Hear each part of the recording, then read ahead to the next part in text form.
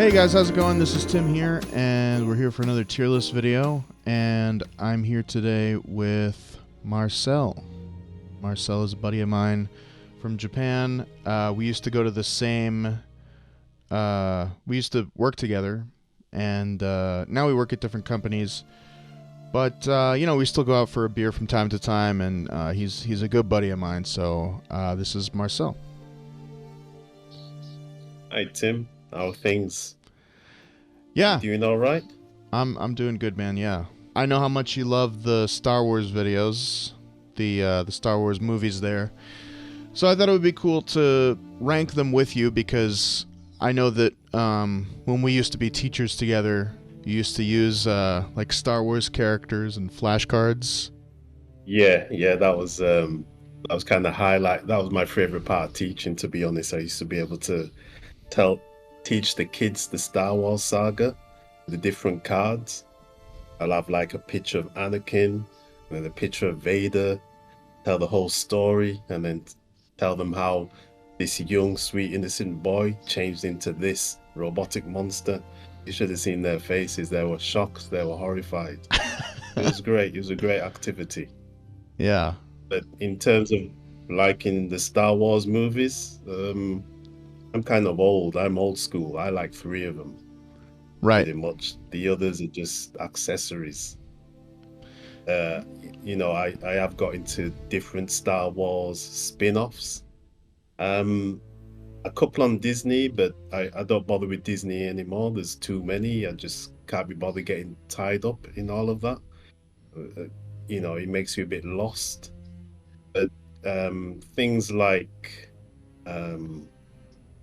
can't remember the name, is an animation, Rebel something. I got into that for a little bit, a couple of seasons, and then I kind of dropped off. But in general, it's just the core of episodes 4, 5, and 6, which I love. Those are the episodes that I grew up on.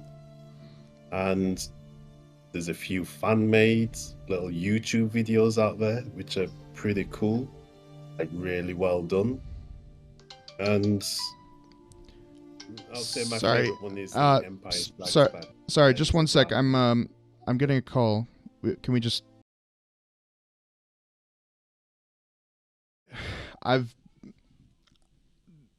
They basically they just let me go.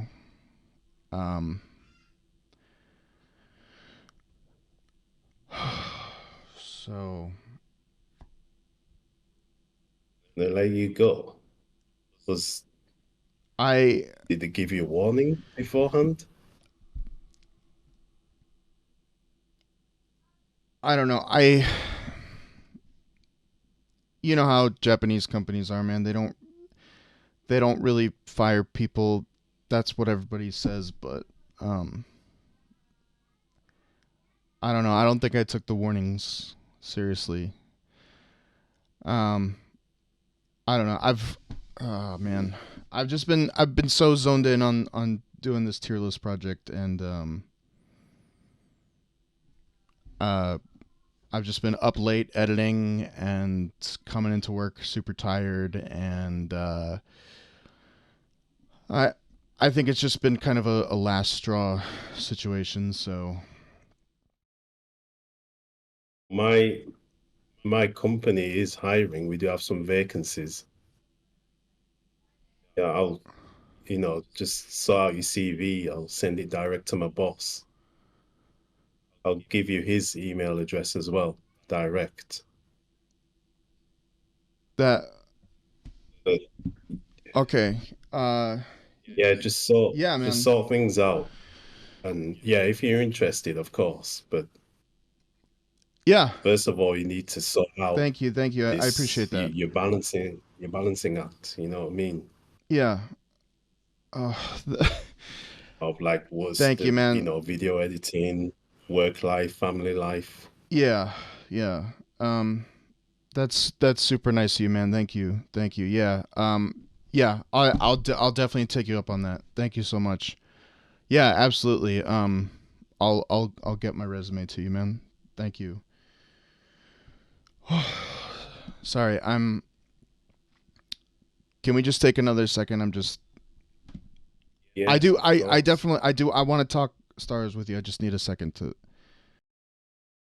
Okay. Hey. Hey guys. I took a little breather. I'm back. I'm fired up. I'm ready to get back into this video. I just let's get into it. So we've got. Let's start with episode 4 then. So episode 4. I mean, it's a great, you know, classic tale of adventure, the hero's journey. I think it's a just a great solid movie, and the thing I like about it as well is it's a great standalone movie. If they had never made any sequels, I think it would be totally great as just a movie by itself. Memorable characters, memorable concepts, and just spawned this whole entire franchise. I don't think you could say anything else but S. Um, what does S mean again? S is like generation defining, like genre defining, like absolute classic. Um, yeah, it's an S. Before Star Wars, science fiction films were very diverse. It was about something quite completely different about the vision of the future. There were many different interesting sci-fi films, but then when Star Wars came along, A New Hope, everybody tried to copy Star Wars. So it was definitely generation and genre defining. That's for sure. It's an S. Episode 5, can you get higher than an S? Yeah, well, yeah, so episode 5, yeah. Would you go ahead, in your opinion, which do you think is better? Do you think 4 or 5 is better? 5 is my favorite. You start to see the Star Wars universe expand, Yeah. which captured my imagination. There's greater depth, something that just gets you. Obviously, there's a cliffhanger at the end when Solo gets frozen in carbon, and And they're yeah, at their lowest point. that just captured my imagination. Did that? So S for the for 6 as well, would you say? 6 has like some campy elements to it. You can see how George Lucas is gradually gaining more and more control.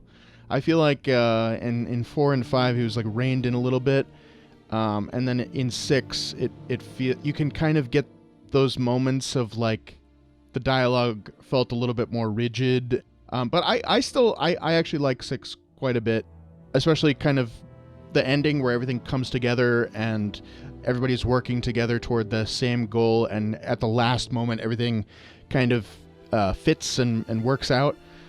I would put it as an S too. I think there are plenty of trilogies out there where they don't quite stick the landing, and I think 6 is totally solid, so I would put it up there with the other 2 as well. Yeah, I'll put it up there with the other two. I don't like 6 as much as I do 5, but if I watch if I watch 5, then I have to watch 6. Next is episode 1. Now, so we have a slight generational gap. When I saw episode 1, I was like a kid. I just kind of appreciated it as a way to get more toys out there, pretty much. Like, I was really into Legos, and basically episode 1 was an excuse to have like a bunch of new Lego sets, essentially. So, for that reason, I remember episode 1 fondly, although I do recognize that it certainly has flaws, and watching it now, it feels very dull. The pod racing is fantastic. The duel with Darth Maul, and yeah, everything else was kind of obvious. The droids were stupid.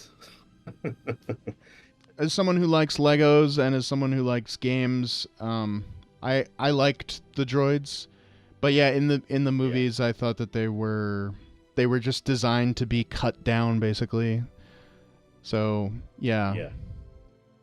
I think in some ways episode 2 is worse than 1. I actually, when it came out initially, I skipped it because I was just like, oh, this is just a CGI disaster. Like seeing commercials, it did not even interest me at all. And then when I went back to watch it like years later, I was like, this is not grabbing me. So I would say,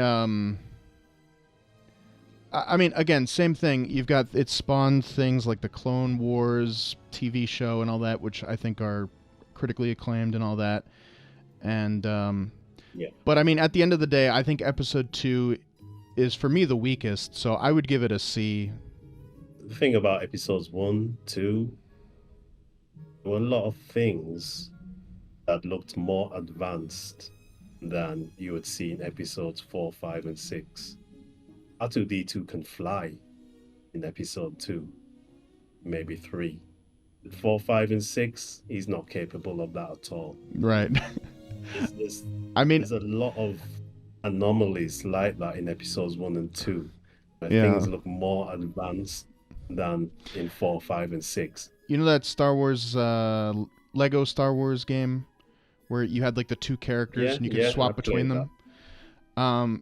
The whole flying thing, the R2 hover thing, that felt like it was specifically for video games. Same thing with the pod racing, where it was like something that they put in the movie so that later they could use it for video game stuff. That's always how it kind of came across to me. Especially, so let's talk about episode 3 now, where suddenly he's like spraying oil everywhere and like he can take out a couple droids by himself. I would say episode 3 is the strongest of those prequels. I like Anakin turning evil. It's good, it's fun.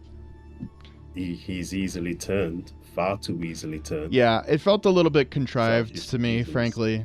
I thought there was way too much green screen as well. Like that whole lava planet didn't look real. I'm sure the temperatures would have been far too hot for them to be standing there so casually. Take off the robes, you guys must be boiling there. Yeah, it just becomes stupid, really, to be honest.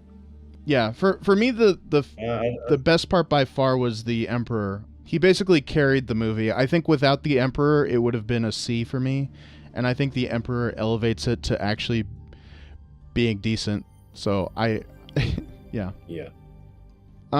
So with 7, when yeah, well when I first saw 7, I mean I kind of enjoyed it. I got to be honest. I mean it essentially felt like a reboot of 4 to me, where it was like basically the exact same story as 4, and you know some of those old characters you're familiar with like the new characters. I liked in 7. I liked all the new characters. I thought, you know, Rey. I liked Rey. I liked you know, I can't remember their names because I haven't seen it, and so, but all those guys I liked. Who else? Oh, did you say Poe? Yeah, I liked Poe. I liked Finn. Who else? Oh yeah, Kylo Ren. I thought Kylo Ren, the concept of this guy who's like obsessed with Darth Vader. You know, episode 7 set up a lot of great ideas, and then it all in 8 and 9 it kind of like all fell apart. But should 7 be punished for that? And I don't know if it should. So you know, I had a good impression of 7 when I first saw it. I thought it was setting up a lot of good things. So I would give it an A, frankly. 7, 8, and 9. To be honest, you just kind of reminded me that there are actually 9 of them. I remember going to see 7. I did see 8. I'm pretty sure I've seen 9. I need to rewatch them now. Yeah. It's like with the Game of Thrones effect, you know? I loved Game of Thrones, like those first like 4 or 5 seasons. And then once you get to the end, season 8, where it's like, oh, you know that it's all going to kind of fall apart and be disappointing, then what's the point of rewatching those earlier seasons? Like, you know, no matter how good they are, it's hard to get invested. And that's how I feel about 7, where it's like, I really liked 7, but I'm not going to go back and rewatch it because what's the point if 8 and 9 are a disappointment? So, with that being said, 8. So I think 8 was very risky, and I'm neutral on Rian Johnson. I know some people hate him. I liked Looper. I thought Knives Out was pretty cool. I'm going to give him the benefit of the doubt, because he took a lot of risks. He tried to get away from the whole kind of super weapon concept. I think there's been too many Death Stars, too many giant fleets. There's been like 6 Death Stars now, and it's like, let's get away from that. Let's tell a different story. And it felt like that's kind of the direction he was trying to go, but it just 8 wasn't really that good. And then also 9 completely undid all of that work. I can appreciate the attempts. I can appreciate the ambition, but ultimately I would say C. It's not for me, but nice try. I'm actually, whilst you were talking there, I've actually just searched for a trailer of Star Wars Episode 8 just to kind of remind me what happened. So yeah, Finn finds Luke on a remote island. Rey. I still can't remember it. I still can't remember what actually happens. Rey is the girl. Finn is the black guy. All right, yeah, Rey. But I mean, again, they're all very forgettable. You could switch the names; it doesn't matter. Yeah, I thought Finn's lightsaber battles weren't that great, from what I remember. Well, going into 9, I mean, 9 is, especially looking back on it now, like kind of removed from it. It's clear that it was basically just a complete disaster. Like, it was rushed. There were tons of like re-edits, and basically the worst thing about it is that they basically just undid 8, because 8 got such a polarizing reaction, and so it made both films worse as a result. It made 8 worse because it made 8 feel like a complete waste of time, and it made 9 worse because it made us realize, oh, there really is, is this it? It's just going to be another, the Emperor again, So I think for that reason, 9 was a complete failure, and I think it's an easy D for me. And I think the only thing that's saving Star Wars right now is, stuff like Baby Yoda. Oh yeah. Actually, yeah, I did watch that. That was great. Yeah. But like but without that stuff, like, I think Star Wars would be in hibernation right now. Thanks for being a guest today, and everybody, thanks for watching out there. You're welcome. Yeah, and we'll see you tomorrow for another tier list.